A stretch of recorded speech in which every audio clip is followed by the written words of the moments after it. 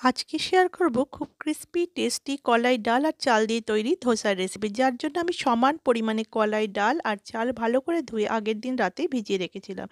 এবার এই চাল ও ডালের মিশ্রণটি দিয়ে একটি ভালো করে স্মুথ পেস্ট বানিয়ে নেব। পেস্টটি যত স্মুথ হবে ধোসাটিও ততই ভালো হবে। এবার ধোসার ব্যাটারটিতে পরিমাণ মতো নুন দিয়ে আমি ভালো করে ফেটিয়ে নিলাম। ধোসার ব্যাটারটিকে কোনো একটি গরম জায়গায় রেখে দিলে ৭ থেকে ৮ ঘন্টার মধ্যে ফার্মেন্টেশন হয়ে যায়। আর তাছাড়াও অল্প পরিমাণে ইনো মিক্স করে দিলে সঙ্গে, সঙ্গে এটা ফার্মেন্ট হয়ে যায় এবং এটার সঙ্গে, সঙ্গে ধোসা বানানো যেতে পারে।